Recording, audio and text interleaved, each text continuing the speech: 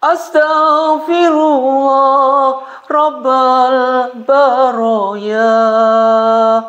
Astaghfirullah minal khotoya.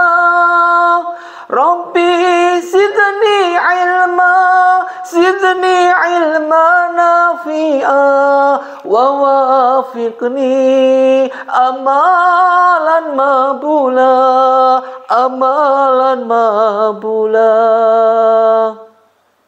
Assalamualaikum warahmatullahi wabarakatuh. Alhamdulillahirabbil alamin wassalatu wassalamu ala asrafil mursalin wa ala alihi wa sahbihi ajma'in. A'udzubillahi minasyaitonir rajim. Bismillahirrahmanirrahim. Jazallahu anna sayyidina Muhammadin sallallahu alaihi wasallam ummati. Bismillahirrahmanirrahim. Wa syari ila maghfiratin min rabbikum wa jannatin 'arduhas samawati wal ardu 'iddat lil muttaqin alladzina yunfiqu fis sarai wad dharai wal kadhiminal ghaidha wa afinin 'anil nas wallahu yuhibbul muhsinin. Shadaqal azim, shadaqallahu ala Rasulillah sallallahu alaihi wasallam. Pertama, mari kita panjatkan rasa puji syukur kita pada Allah Subhanahu wa taala. Salawat dan salam mari kita haturkan pada junjungan kita, Nabi kekasih Allah, baginda Rasulullah sallallahu alaihi wasallam. Mudah-mudahan kita diberikan kekuatan, lisan kita basah dengan sholawat. Ma'asyiral muslimin muslimat rahimatullah, dimuliakan Allah Subhanahu wa taala.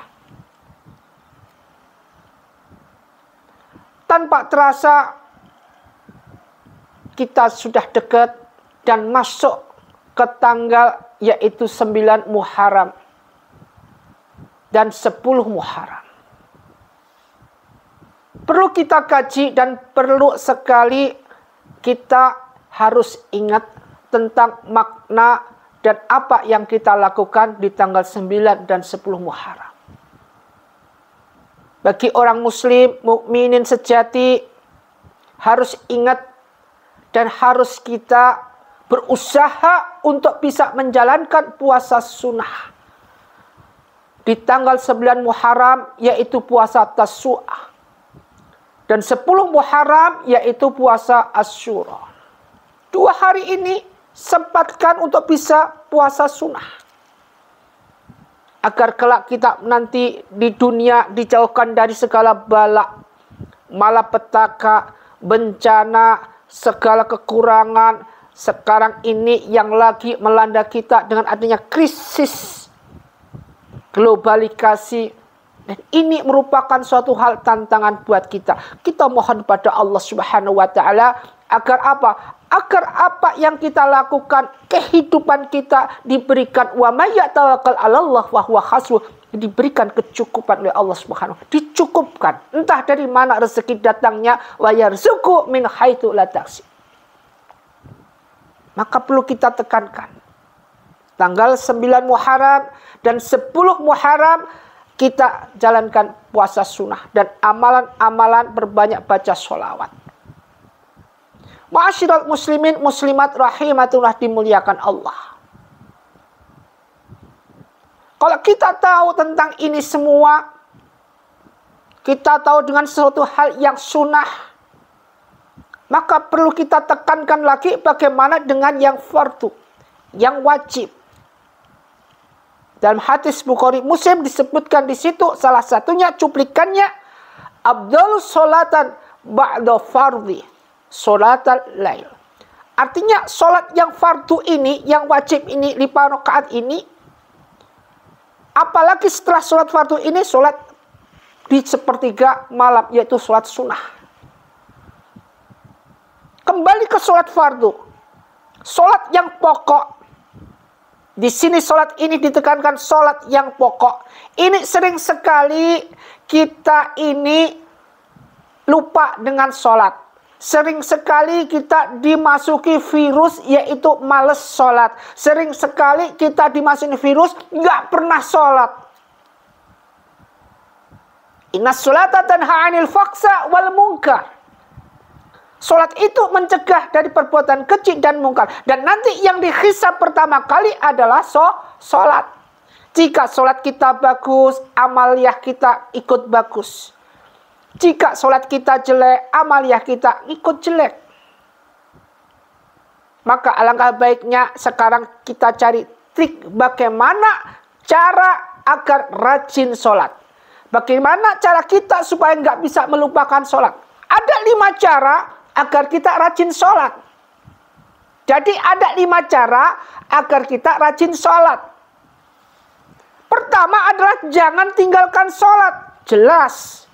Supaya kita rajin sholat, pertama jangan tinggalkan sholat. Penting sekali. Jangan sekali-kali ninggalkan sholat. Ini yang kita bahas sholat fardu dulu. Yang wajib dulu. Ingat ketika kita meninggalkan sholat subuh, Allah tunjukkan azab neraka, siksa neraka 60 tahun. Orang yang suka meninggalkan sholat duhur sama dengan membunuh 1000 mukmin, 1000 muslim.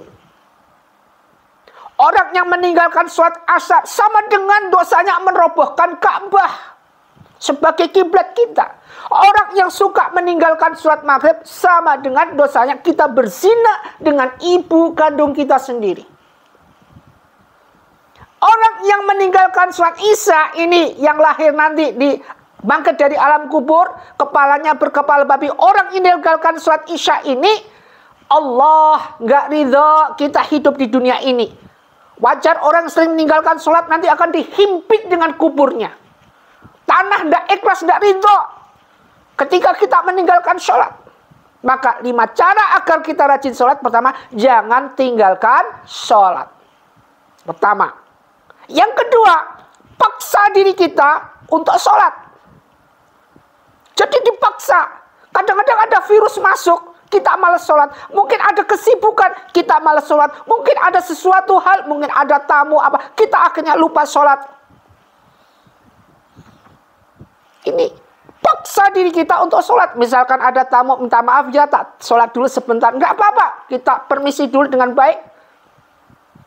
Namun kesibukan, namun iblis tidak hanya diam sampai di sini. Iblis berusaha menyibukkan kita. Yang tadinya kita kekurangan, yang tadinya kita pas-pasan, ekonomi kita rendah. Begitu disibukkan dengan ekonomi yang bagus, semua bagus. Bukannya kita labah abdal dalam sholat kita, namun justru malah bobol sholat kita.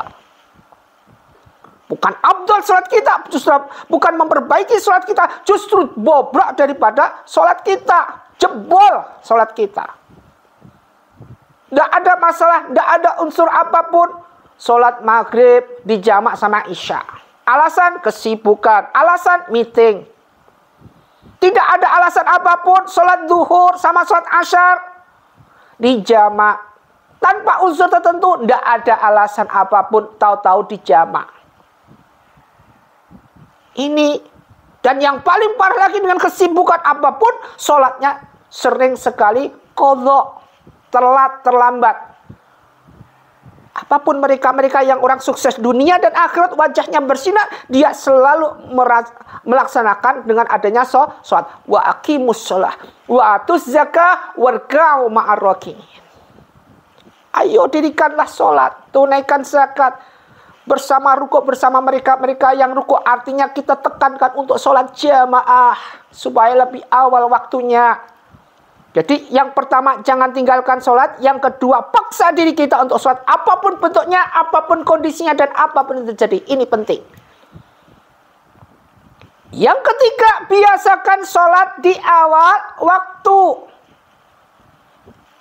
Step yang ketiga, biasakan sholat di awal waktu. Hayya 'alas sholat. Datang. Kita datang ke sholat. Udah tidak sedih, langsung kita ke sholat. Ambil air wudhu, sholat, kemudian kita sholat. Biasakan kita awal waktu. Insya Allah kita tidak akan terbebani. Tidak pernah merasa punya hutang. Karena ini merupakan suatu kewajiban. Waktu kita menghadap Allah. Sempatkan waktu kita untuk bicara pada Allah. Karena setiap pertengahan sholat ini ada dosa-dosa yang mungkin kita tidak tahu. Ada suatu kesalahan mungkin kita tidak tahu. Maka ini kesempatan kita untuk mohon pada Allah. Untuk mohon diampuni dosa-dosa kita yang barusan kita lakukan. untuk ingin mendapatkan maghfirah dari Allah. Wasyari ila maghfiratin min rabbikum wa jannatin 'arduhas samawati wal ardu u'iddat lil muttaqin. Mohon kepada Allah. Mohon ampunan pada Allah setiap salat ini. Kesempatan kita bicara pada Allah. Kesempatan kita khusyuk pada Allah. Wasta'inu bis-sabri was-salah wa innaha lakabiratun illa 'alal khashi'in alladzi yatunnu annahum mulaqu rabbikum wa annahum ilaihi raji'un. Orang yang khusyuk adalah orang yang merasa diri kita bicara pada Allah Subhanahu dan yakin akan kembali pada Allah Subhanahu wa taala. Siapa yang menemani kita nanti di alam barzah, di alam kubur, kecuali apa? Amaliyah kita. Pertolongan dari mana? Baginda Rasulullah, Allah dan baginda Rasulullah. Syafaat. Kalau Allah sudah benci melaknat kita, bagaimana kita minta pertolongan pada siapa? Maka kuncinya di sini adalah tekankan sholat, rajin sholat. Ini step yang ketiga, yaitu biasakan sholat di awal waktu. Step yang keempat, setelah jangan tinggalkan sholat, paksa diri kita untuk sholat, terus biasakan sholat di awal waktu.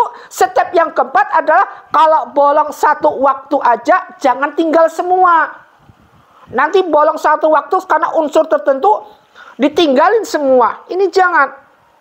Cepat-cepat dilaksanakan, yaitu apa? Lakukan qadha.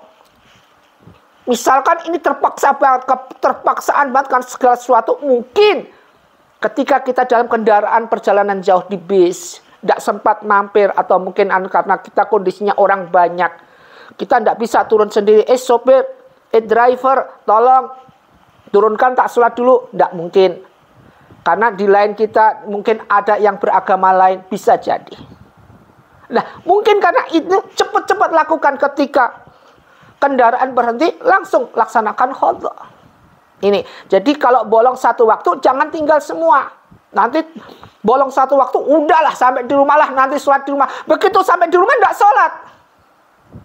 Tidak mungkin kita ngantel double sholat mulai dari zuhur, sholat asar, kemudian sholat maghrib, sholat isya, jadiin satu. Tidak ada.